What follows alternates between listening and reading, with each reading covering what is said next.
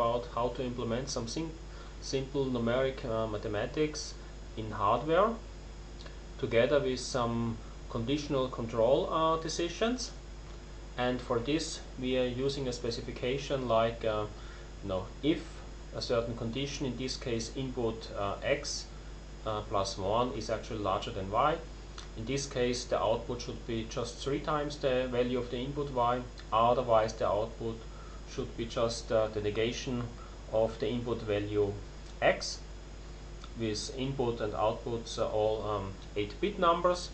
And we are going to design this here in hardware, for which we use basically the kind of blocks we have available here. First of all, it's the number of standard gates we have here, OR and XOR, and also the negations, and also a simple NOT. And more interesting is we have other blocks here that basically provide certain extra functionality, like for example an increment, very simple, just updates the value by adding 1 to it. The adder, also straightforward, it just adds 2 numbers together. It also has the carry out flag if needed.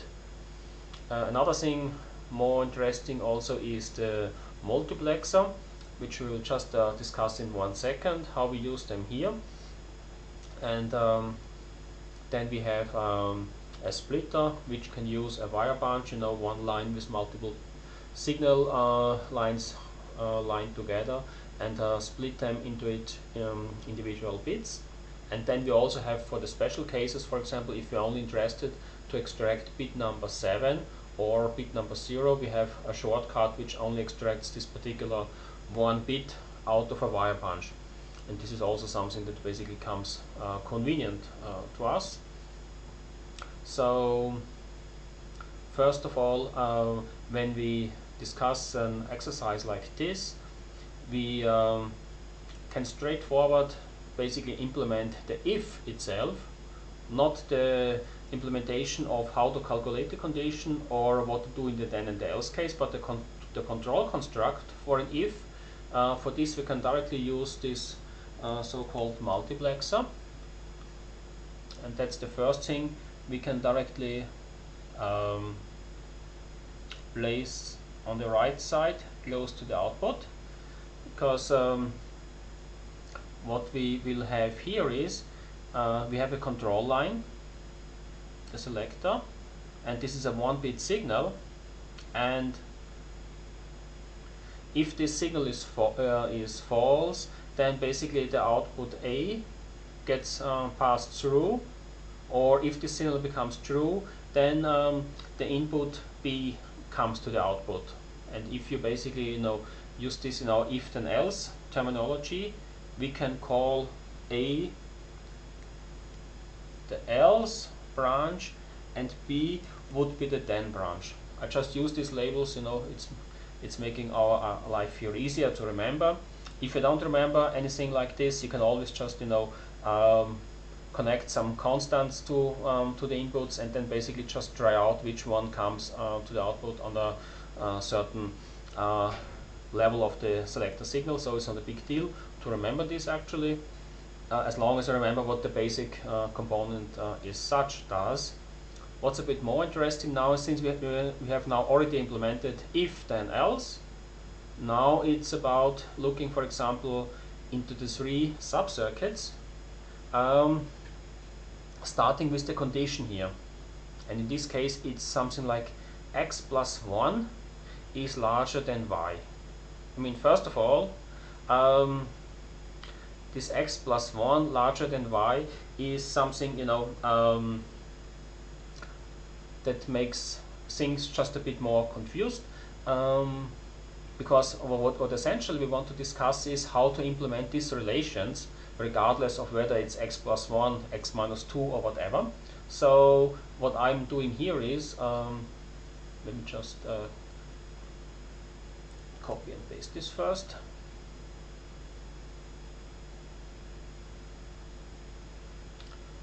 And we edit it, so we have some information for us. So I just make a signal B is x plus 1, and this means then we implement b is larger than y, then we, for example, do this, otherwise that. What does this now finally mean is, first of all, because now we can concentrate, on a simple thing like x plus 1, and for this we just can use the increment. Why not just take a copy of that, and yeah, so it's connected. And since we basically used it for this particular purpose, to simplify the naming, we just also give it the name B here. So we know this is now our circuit for B that basically calculates x plus 1. That's so finally our relationship here that we have to implement is just one signal just called B now is larger than another signal, and we have to now worry about how to implement things like such relationships. And for this we have to actually go back to our kind of basic mathematics skills, even before university level. So this is something you really should remember, or at least remind yourself the hard way. Either way would be fine. To start with, one thing that I always emphasize is there's basically 3 types of truth tables which you have to basically remember by heart.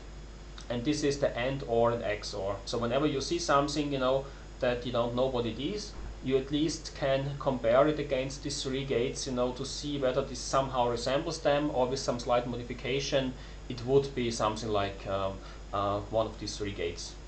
For example, if you have something like 3 ones and a 0 here, that would look like an AND, but just it needs to be negated. So we would call this circuit then just an AND, but basically, once you know these 3 ones, to find other similarities with others should be fairly easy. Just having said that, we basically start discussing numerical comparisons. When you compare 2 numbers against each other, there's basically only 5 different ways how you compare them based on their values. You either say A is less than B, or less equal, or finally just equal, or A is larger equal B, or A is larger B. So this is the kind of basic comparisons on the numerical side that we can basically implement. And since we have before reduced anything like x plus 1 greater than something, it's now just a called any symbol. In this case we used b, b larger than y, for example, and it would be something how to implement this here. So when we discuss these things, we just look first for one case, the A, so the less than operation. Why we use that one, I will just motivate you, because with the less than something, that directly translate into a kind of efficient test in hardware.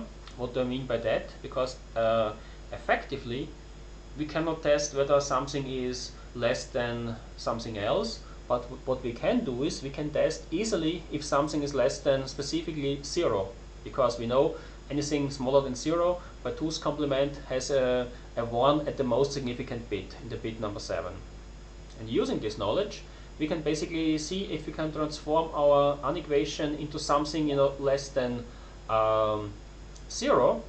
And here, with a little bit of undusting of our basic mathematics knowledge, we would basically just find out if we take this unequation, subtract b on both sides, we end up with a minus b is just less than 0. And if we have a test like this, we just have to implement a circuit that implements a minus b, and once we have calculated this, we just extract bit number 7, and this would basically provide us the truth value for this particular condition. Sounds all too easy, and in a way, I just show you a particular circuit, how this can be done. exactly what we have here. So in this particular case, we have to first calculate minus y. Of course, we have no subtraction, and this is another thing we have to basically remind ourselves. Instead of subtracting something, we just negate something and add it to the other value. So because an adder we already have, we just use here. And this is, a not together with an increment is basically providing you a negation in 2's complement. Why this is this way? This is a good topic for a different question, not to be discussed right now. You have to look this up yourself to understand. And once you have this result, we basically just extract from all the available bits. We just use bit number 7. Could be done like this, but for our convenience, this small shortcut basically with only extracting bit number 7 just does the same thing. So this would be an example, how to implement a simple less than relationship between two numeric values. Of course, we have 4 more here.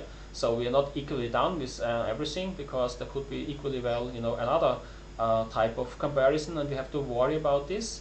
I specifically discuss here first the equal operator, just to show you that this one is a bit more, complex to implement. And first of all, I show you already the truth table for the equality operation. But when you ever worry about how to implement it, you first just write the truth table and then basically figure out if both values are 0 at the input, then of course the equality should be 1. If both are 1, it should be 1, but anything else would be basically 0. It's not equal. So the truth table you can easily derive yourself, and then you would basically see this has a duality with the pattern of the XOR. Just everything is inverted, so this is an XNOR circuit. So we know now just by deriving it from the truth table, an equality operator is just an XNOR gate. So simple, but of course when you do this for 8 bits, I show you quickly, would look like this. This is really just our XNOR as we did it. This is a circuit that basically has data bits with 8, so it basically does the XNOR for each of the 8 bits, and afterwards we extract all the bits and add them together, because for the equality of of 2 numbers, we are basically testing with this gate. We are testing whether each bit is equal to the other one, and afterwards we make sure that all of the individual bit tests are true by themselves by using one big AND gate with 8 inputs. And this is this circuit, for example, implements the equality of 8 bits. But as you see, this is a little bit more complex to implement than just a simple relationship less than. And when we now come back to the implementation pattern here, what we actually have, as we have shown on the circuit, we do an XNOR between A and B, but we do this for all 8 bits separately.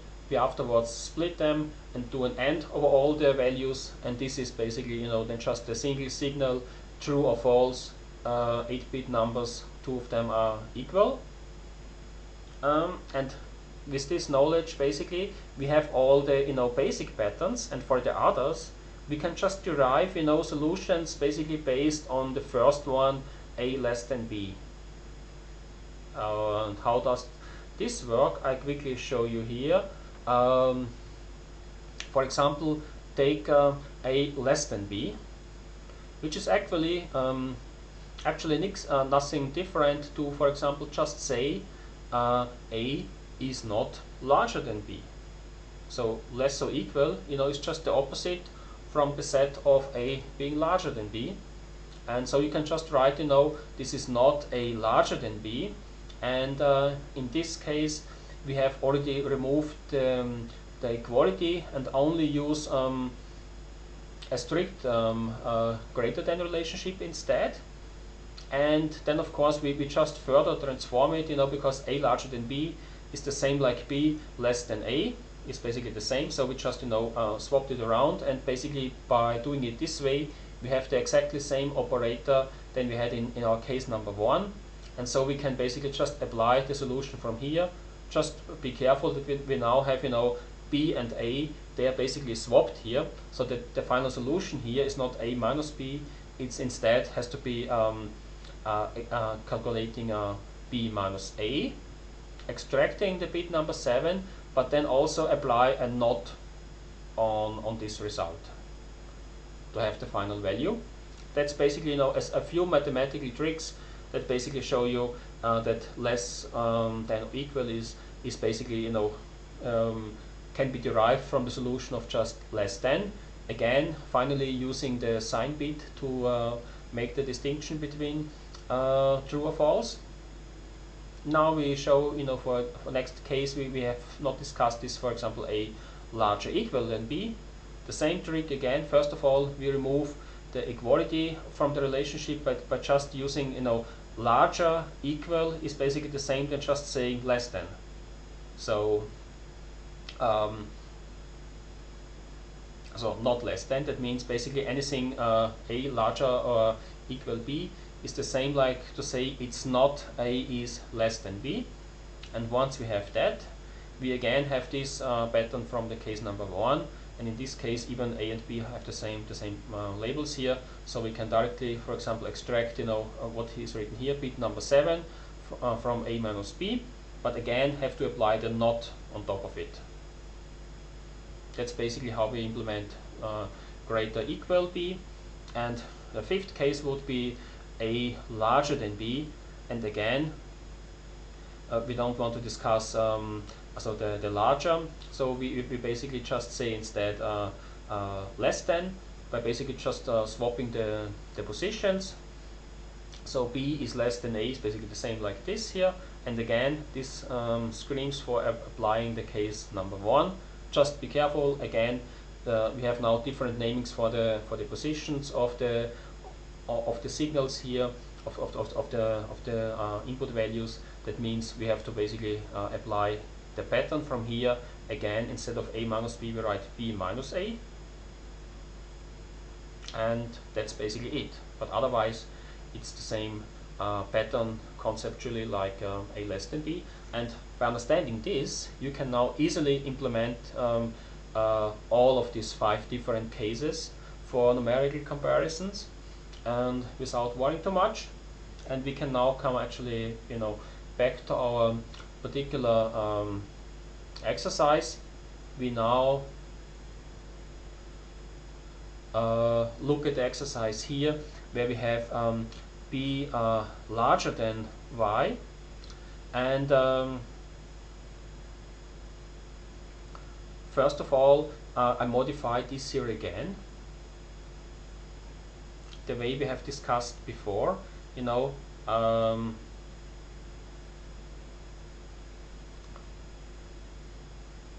This is basically the same like saying y is less than b.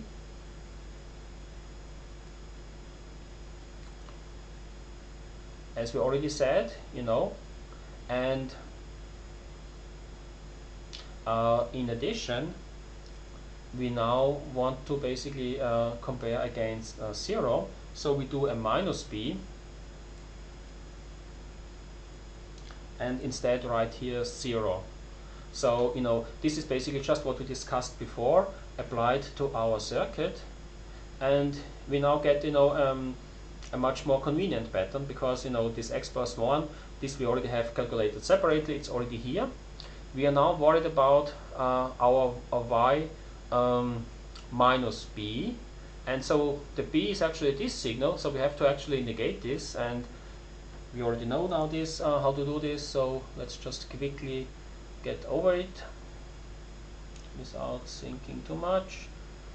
We do the not, as we said, and it screams, the data bit width is not set to 8 so far, so we have to do this to work with an 8-bit input signal, and we need another increment for the 2's complement, and just put it somewhere here. And for convenience, since the other one was b, I call this now minus b here, and maybe to make it more clear for you, I keep the label here. This is x plus 1 actually, because that's basically why we actually have introduced b in the first place, to not talk about this x plus 1 all the time. And now we just have to add this negated value to the input y, and we already get our comparison result. So we just do that, get the input of y as well. So, and this we said is already giving us the decision. We just only have to extract bit number 7 from it, like this. And it's difficult, you slowly get there. We connect this with the control signal, and that would be basically it. Let's basically first of all, it may be actually also useful to see that everything works correctly. I just copy these monitors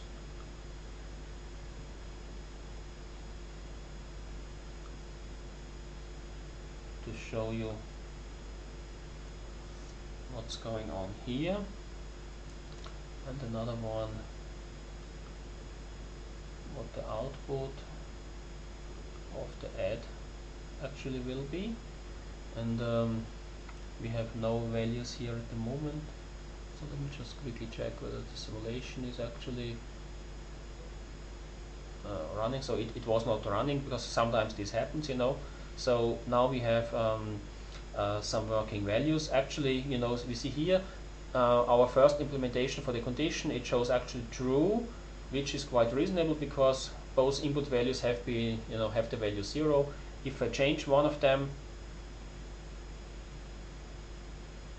x plus 1 is larger than y, which is if, for example, if I change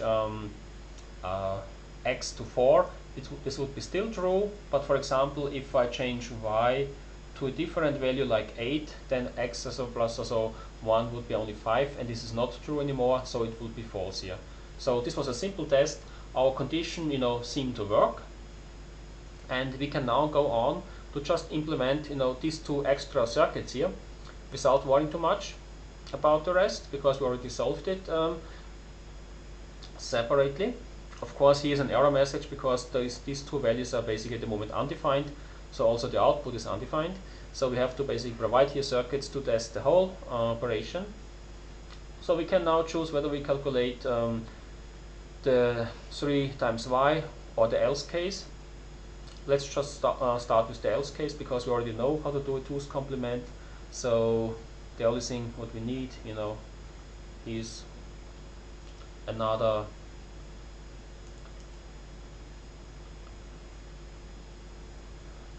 not here, and I may actually place it here,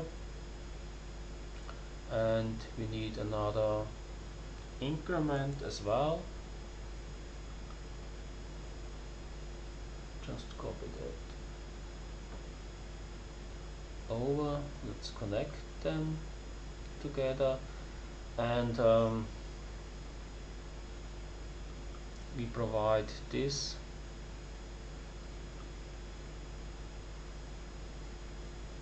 to the output.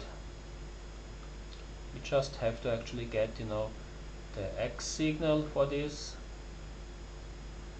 So in this case, x was 4, and the else case is basically minus 4. That already looks correct by itself, so looks good. We now have to worry about the last problem here, which is how to multiply by 3. I mean, how to multiply by any number would be a quite complex question, but we actually know how to multiply by 2, you know. This was in software, for example, shifting left by one position or adding one value to each other would be the same effect, just multiplying by 2. But multiplying by 3, well, is not directly supported in the simple way, but you construct it basically, you know, from the similar idea that we did, for example, the multiplication by 2. So what I do here is I just get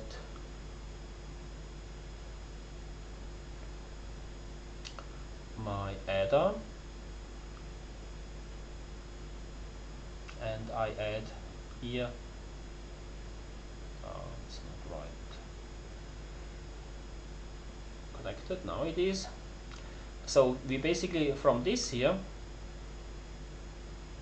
we get, this is 2 times y. Is not good, but it's a start, you know, because what actually is missing for the final result is only another y, because 2 times y plus another y is actually 3 times y. So we actually take the original y value and add it to 2 times y, and by doing so we end up with 3 times y here. This is our signal, and we connect this also to the multiplexer as the then case. I mean, to quickly check whether this is now also working, we have to basically just, you know, switch here into another mode that basically provides a true case here. So in this case the then case is used, and we actually see the output is 0 and 0. That's not very interesting, because to test it we better use a congruent value. Let's just use 2, for example. The condition is still true here, but with 2, for example, we see the direct effect 2 times 3 is really 6. So also the then case, the implementation is right. So we have finally completed this whole example and also shown you how to actually individually debug and test the components of it.